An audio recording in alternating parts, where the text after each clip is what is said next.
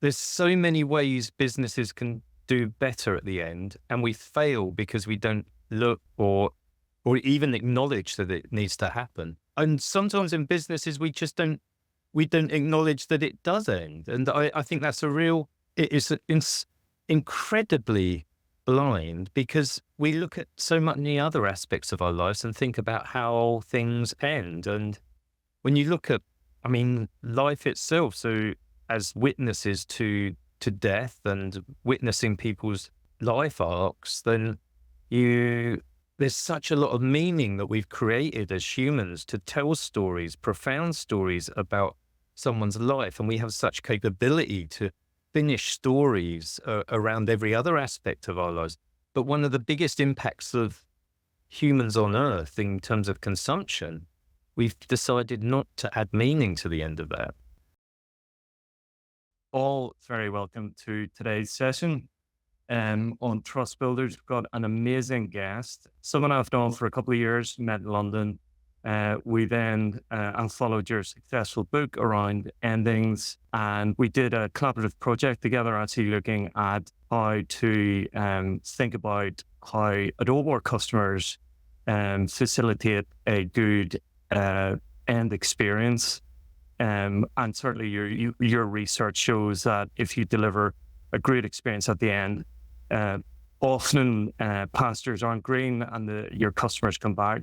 So Joe Macleod, very welcome. You're founder of the world's first customer endings business. So that's hopefully people are sitting up in their seats now we've got their attention. And you're a veteran of product development. So you're a product designer and I would say product engineer at heart. You've done a lot of work with Nokia and Orange, location-based services we're just talking about there as well. But you've also hit the speaker circuit. You've done the TED Talks, and where I described you as an energetic Englishman. Could I add that you're an energetic Englishman now living in the Nordics? So love to hear about your transition there as well. And certainly you advise global companies. Fast Company described you as providing brand focus to help think about how products end their life cycle, not just for the environment, but for the entire customer experience. And of course, you're an author of End's books that iFixit called the best book about consumer e-waste. And certainly your new book called Endineering, and I think I've pronounced that correctly, is about defining the maps about, there we go. Yes. That's the first one, ends. Which is absolutely fantastic. And I think it's, my experience of your book is it's very practical. It provides a really fantastic roadmap. We collaborated with Berg University, I think, they're based in Stockholm. Yeah. Yeah. So we collaborated with their design students.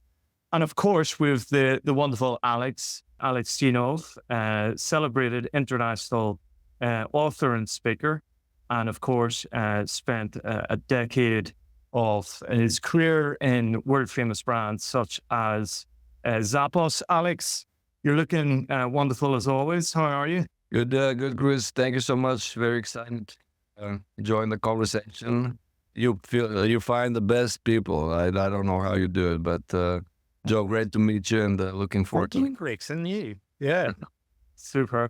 And actually, I think there's a lot of misconceptions around what do we actually mean by endings from the customer experience.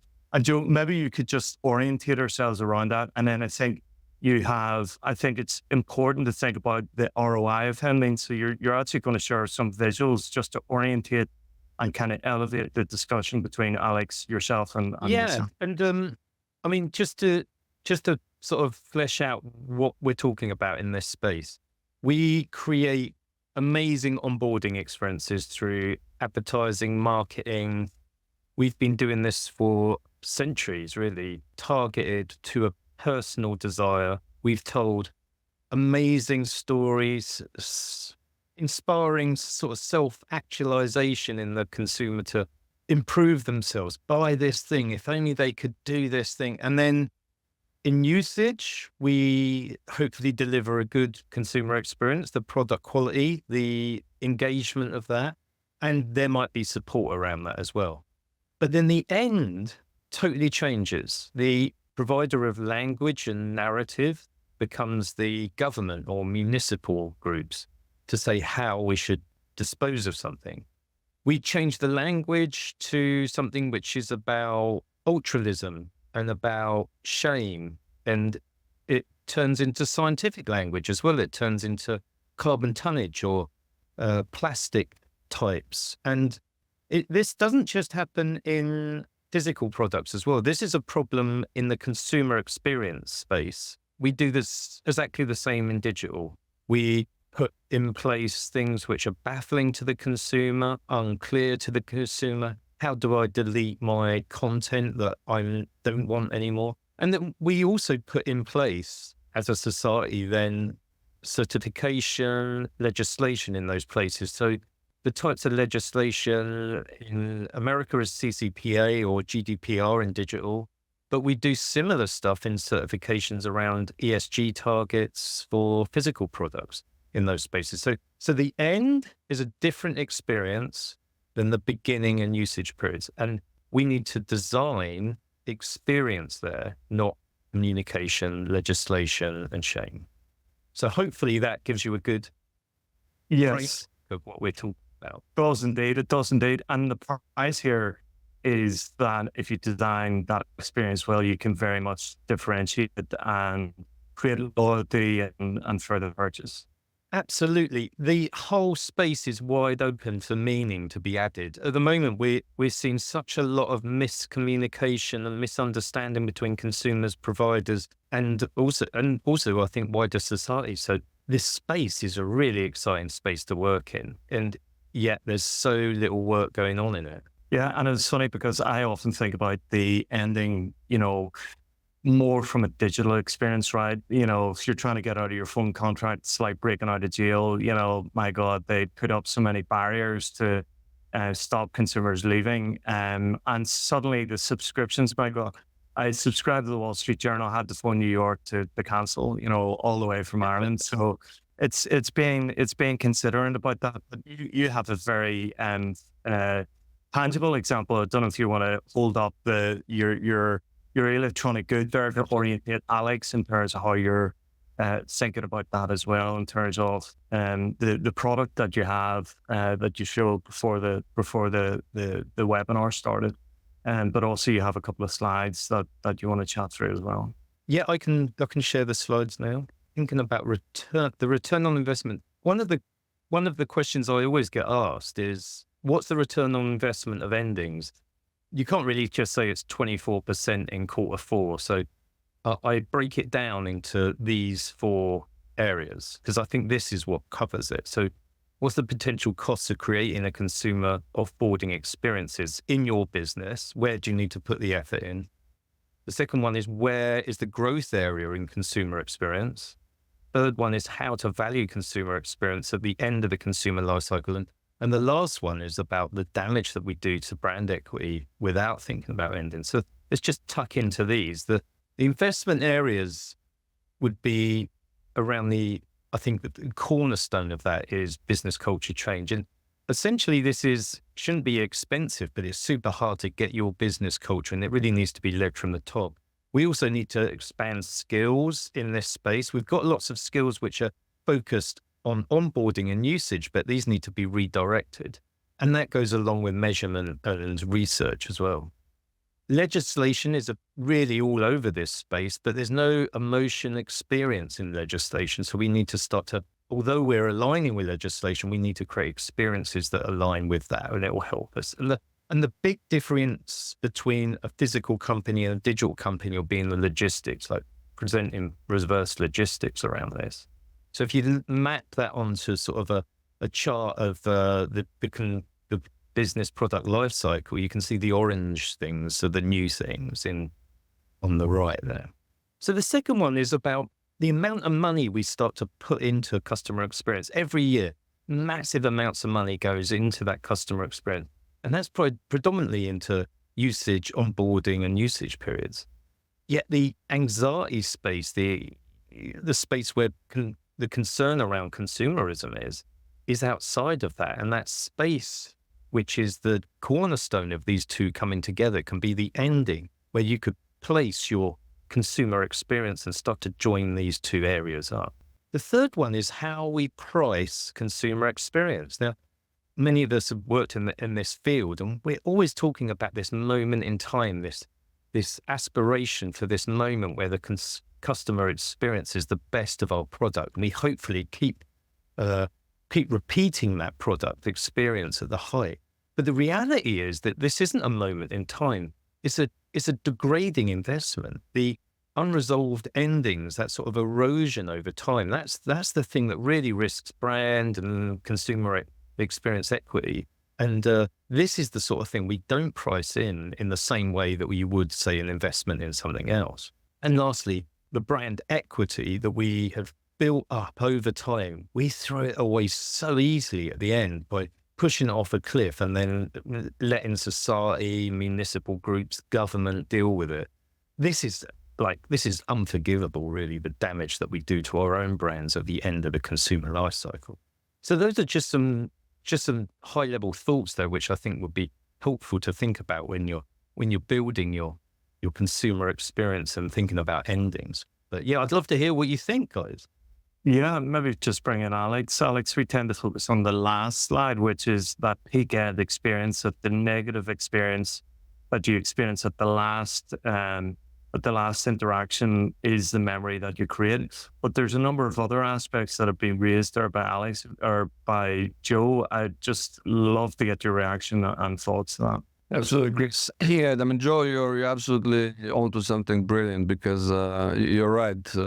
Companies don't think about that. I think when you talk about equity, I would say that's the base of that is trust. And that's why we're talking on this podcast, because that's how you ruin trust. And as a psychologist, I want kind of to bring in one of the key principles of memory in psychology is the primacy and the recency effect. It's what you remember is the beginning and the end. And you're right. It's what happens in the middle, of course, is important, but not as important as especially the end. That's what leaves this taste in the customer's mind.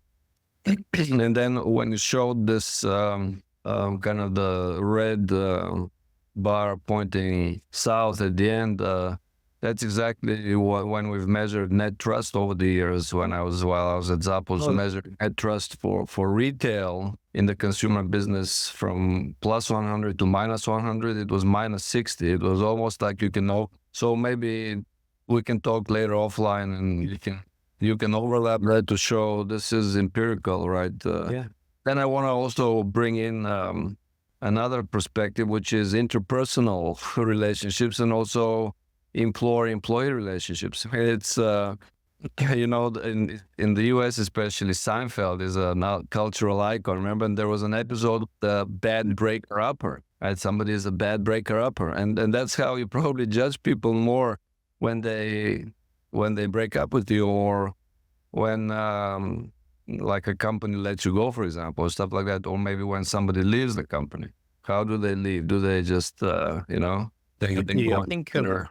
No, just fascinating conversation. I completely agree with what was said, and it is this. I think it really does boil down to trust. And the way, for example, I've measured and defined trust is by this statement: the business always has my best interest as a customer in mind, because it is. And then to bring in the Dalai Lama, who actually was quoted in the Harvard Business Review. Right. He was saying, yes, we're all driven by self-interest, but businesses need wise self-interest that takes into account the other person's interest. So things kind of line up, right? But you're right. It's like thinking about, I think businesses become very selfish at that point. Like they've squeezed the value, they think, right? They've squeezed the value out of you as a consumer. And then now they're discarding. Now you become like a number, right? Just from the spreadsheet, and then everything becomes they don't see you as a person. You're a number, with all the consequences afterwards. But it can be so interesting and so complex to think about. I mean, when you're talking about circularity, right? retailers are now struggling. Why are they struggling? Because all they do is sell, sell, sell, sell. And they want to sell more, but people are not buying more. But what if they were thinking, how can I help, for example, a person replenish and renew their wardrobe, right? So what do they do with those clothes they don't want, right?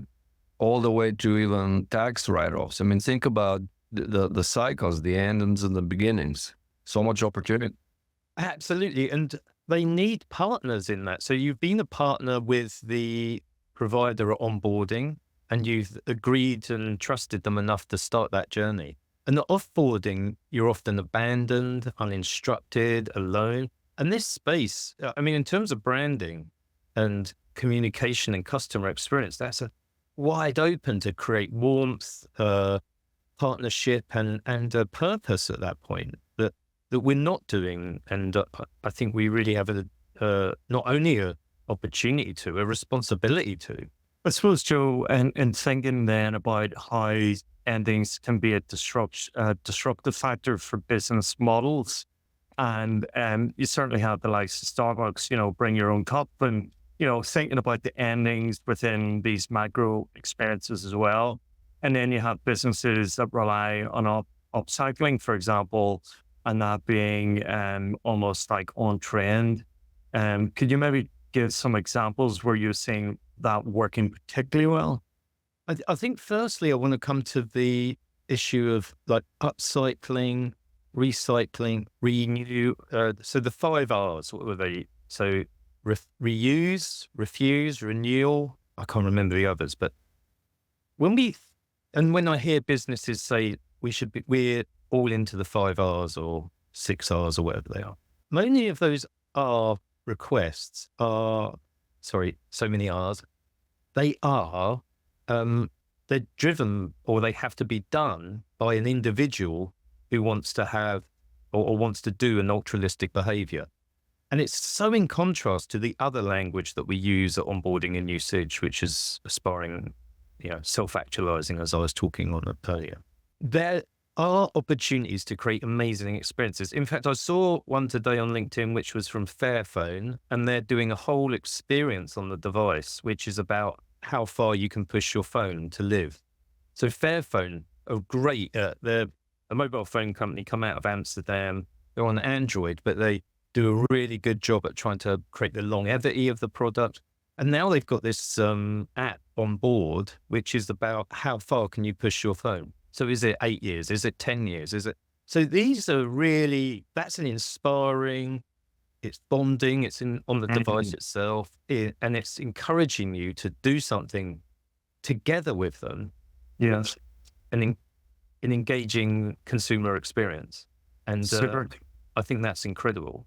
And I suppose that's in contrast where companies are actually designing in an ending. So for example, Apple was, the allegation was that they were actually slowing down that they actually get you to buy the next version. So, that's a contrast of one telecoms that's gone and actually used that to create an enduring experience versus another that is trying to offboard you to get you to buy the latest.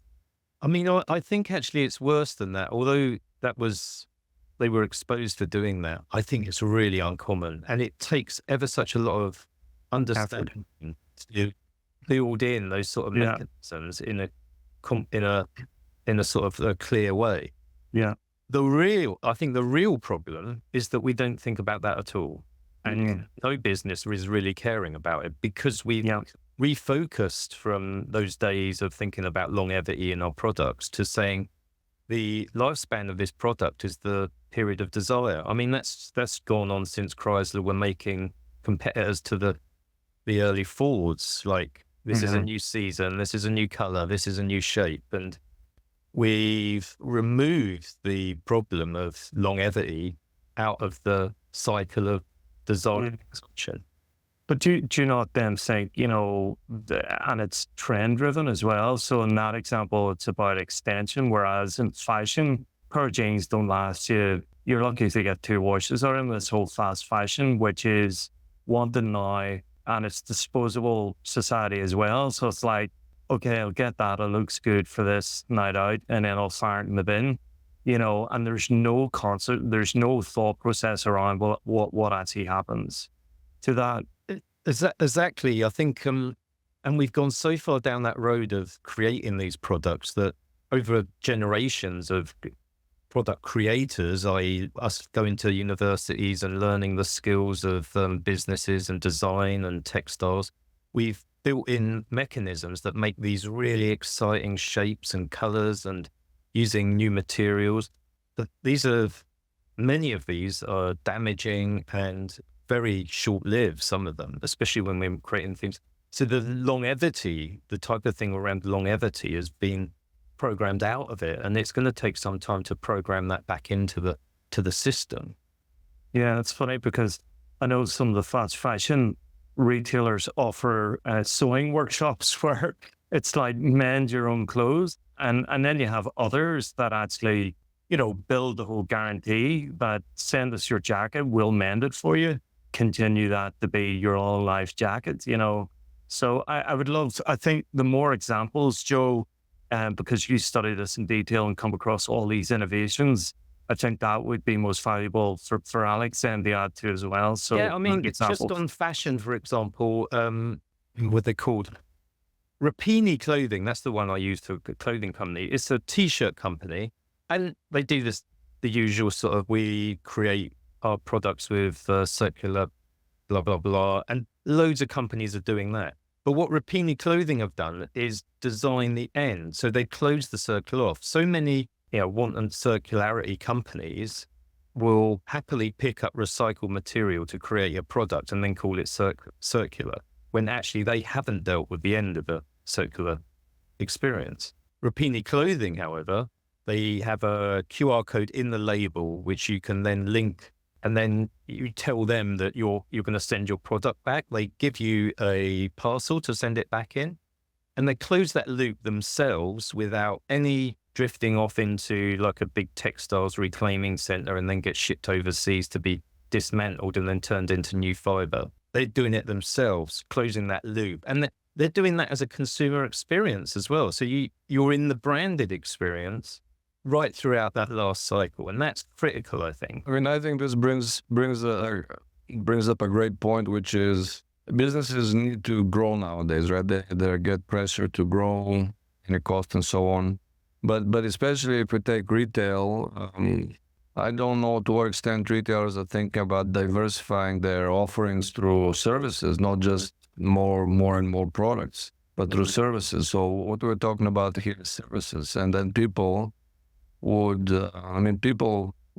subscribe to new clothing replenishment, which is kind of like a service, but they would probably subscribe and pay for these other services. So that's one way to grow your business and do some good. Absolutely. I think there's so many opportunities when you start looking at the end and thinking of it as an experiential place and a place to enhance the brand, then these ideas can really flourish. And it also benefits the consumer provider relationship at the end. And then you're fulfilling a lot of that legislation and those desires that we want through ESG.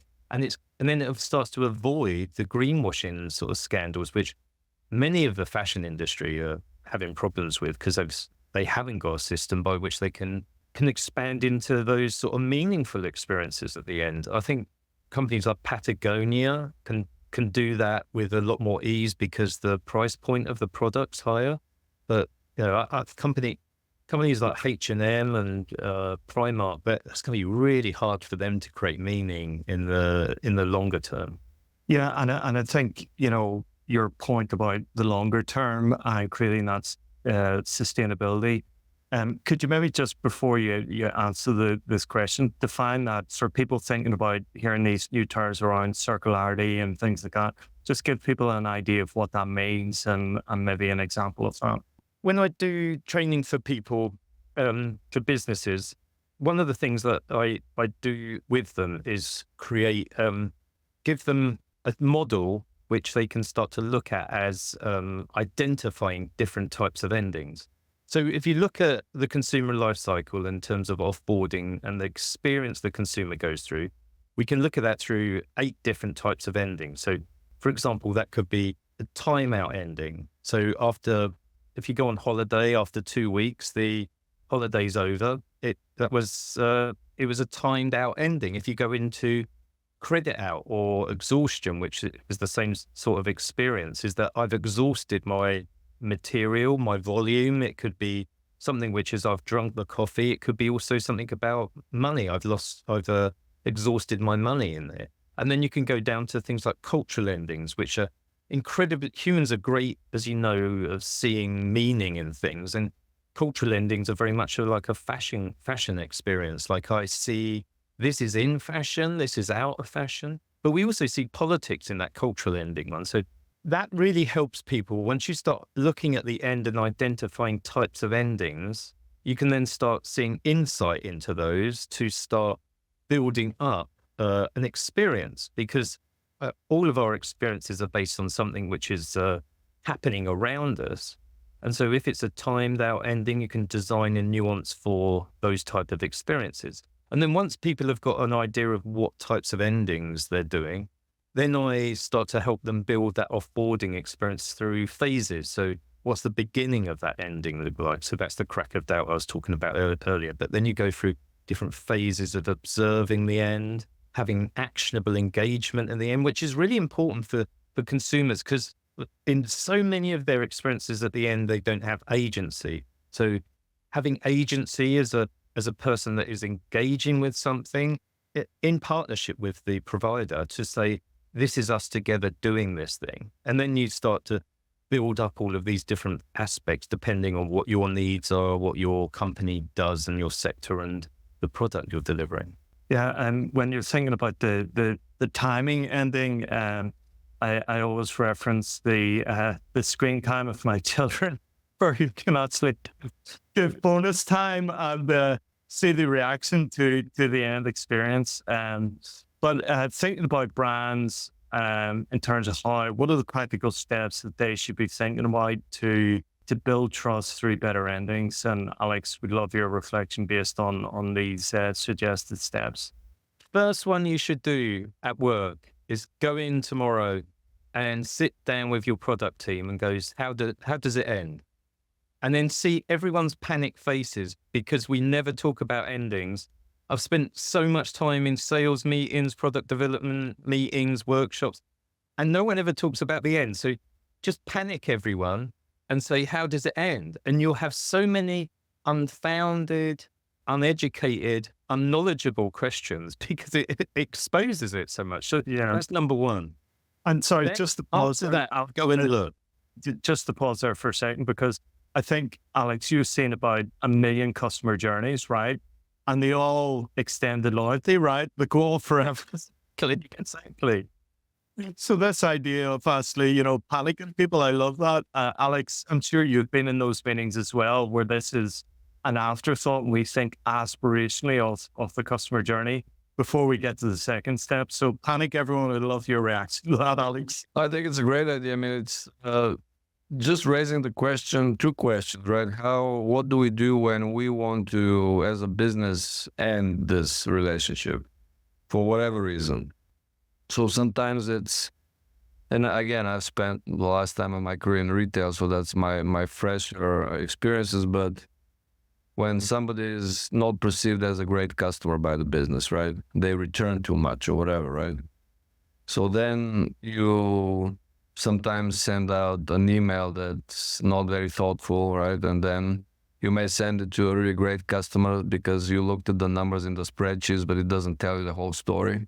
So you piss off a really great customer, right? That's a kind of an ending. But also, I think looking at when the customer wants to end it, right? And then you have these dark patterns of not letting people unsubscribe, right? Yeah. So, and these are the things that really ruin trust and then prevent a new relationship from forming. Absolutely. I think there's so many ways businesses can do better at the end, and we fail because we don't look or even acknowledge that it needs to happen. And I often say in conferences, I'm married. That ends in one of two ways, but it's going to end. And sometimes in businesses, we we don't acknowledge that it does end. And I think that's it is incredibly blind, because we look at so many other aspects of our lives and think about how things end. And when you look at, life itself, so as witnesses to death and witnessing people's life arcs, then there's such a lot of meaning that we've created as humans to tell stories, profound stories about someone's life. And we have such capability to finish stories around every other aspect of our lives. But one of the biggest impacts of humans on Earth in terms of consumption, we've decided not to add meaning to the end of that. So step number 2, we've got everyone panicked. Everyone's looking to you now for the answer. What's the next step, Joe? Well, I think step number 2 is go and look. So the first one is we don't look. The second one is go and look. And do it, I think, in a very open way, to really impartially look at what's happening. Because you'll probably see an absolute horror show. And because once you've got, and then sort of try and measure that as well. How bad is your baseline of ending? So, because we can't, if we get a solid baseline of how bad it is at the moment, not only from the crack of doubt, how they move from one period of the end to the other, but what's the consequences of that? So we measure people, we target people before they come to us as product creators and experience creators. We can also try and measure people of what happened after they left. Where did they go after that? And I think those are interesting questions. And then once you've got that baseline, then start to build up from there and say, let's improve this, let's improve that, let's make this branded, let's make this better and smoother and more transparent. Actually, one really good way to panic everyone is go, what's your brand statements? What are your brand sort of purpose? So, for example, many businesses have transparency or trust, actually. That's really common as a brand attribute. Trust or dynamic or brave and bold. That's at the onboarding and usage periods. How much of that do you honor at the end? Because I bet it's barely any of it. And that's another good place to start, is what's our brand say? And I love this because it actually fits really nicely in the CX space where, the appreciative inquiry and the research mode to kind of suspend, go in with hypothesis and suspend, your opinions is really important. So once you've got that baseline, are you then thinking about the courtesies that you can provide as part of that ending experience? Or how do you then take that next step once you've got that baseline and you're ready? So once you've started to look into that space, you really need to start to encourage teams and individuals to start looking in this and start to bring their skills of design and product creation and customer experience creation, because then you want to start looking at, I think we can redesign this. It's about retargeting current roles and retraining, reskilling. So we start to look into this space and start to do the same. Okay, I think we'll improve this by doing X, Y, and Z. Let's do an A/B test on that. And then let's see how that goes, and start to do those type of experiences at offboarding as well. Superb. And Joe, maybe so Alex can react. Can you maybe just give an example of a before and after, either from a brand you've observed or, a project that you've been involved in where this has had an effective impact on the change and shift? I think, going back to that one about transparency, there was a 3 in Denmark, the mobile phone company. They had, I can't remember the other ones, but one of them was transparency as their brand attribute. And a couple of people in the company were also doing some efficiency drives in the business and the call center teams and, really normal stuff for a big mobile company. And they said, we can't get many more efficiencies until we start dealing with renewal and retention, because most of the call center team were just blocked up with that and they'd spend all their time doing those. And so they decided to just build a really simple, smooth exit based on the app. And they called it the beautiful little exit, I think. And this is, I think, something to do with culture as well, business culture. Everyone was really scared when they launched it that everyone would leave the business. And Isn't that strange? Like that is not unusual. I get that a lot. If we make a good ending, won't everyone leave? It's almost psychotic, that point of view. It's to say that my product's so bad, the only reason people are using it is because they can't leave. And so almost going back to your Wall Street Journal example, if they think the Wall Street Journal was that bad, they should shut it down. So then you've got to start thinking about, well, how do you build that sort of stuff in? Yeah. And Alex, you've been in Zappos where they actively encourage people to leave, right? They put money on the table to say, if you don't think there's a fit at Zappos, I think they offer a couple of $100 to actually exit the company.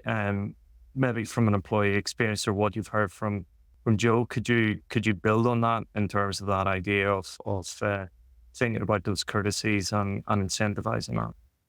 Absolutely, Chris. Yeah, so that's the caveat, is that was the Zappos from 10 years ago, which I joined, and it was led by Tony Shea. So it's everything changes. So now Zappos now is quite different, right? It's an Amazon subsidiary, different culture and so on. But the culture back then was so very, very astute observation. The ending was baked into the beginning, because we started with four what's it felt like 4 years, 4 weeks of intense call center training, essentially. And so whoever went through that and was able to adapt to that and to show servant leadership, essentially, then then we had the talk, what was called the talk, the last day or so with Tony, detectives.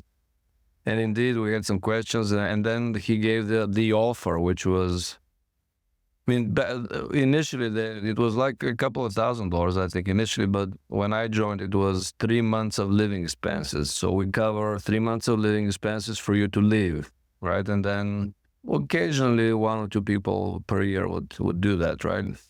So not many done it. No, almost. You join, you go through this, you're excited to be. But the point was, we don't want people who don't think they have other options. Then you stay here because you just need the money, right? And then hits the money. So go. Yeah. And that builds enormous amounts of trust, doesn't it? That if you're offering that and you're being that transparent, then it's incredibly empowering to the rest of the team as well. Exactly. Mm-hmm. Yeah, it's also, with insurance companies and other commodity companies where, you're dealing with people who have had a policy and potentially passed away, and then the relatives are getting letters, addressed to the loved one who's passed away. There's so many good examples of where they become entangled, actually trying to remove the details of the loved one from the company. Yeah. This loop of letters and notifications and all the rest, which can be obviously very distressing as well. And so there's definitely a leap there to be taken for how we think about this for complete products.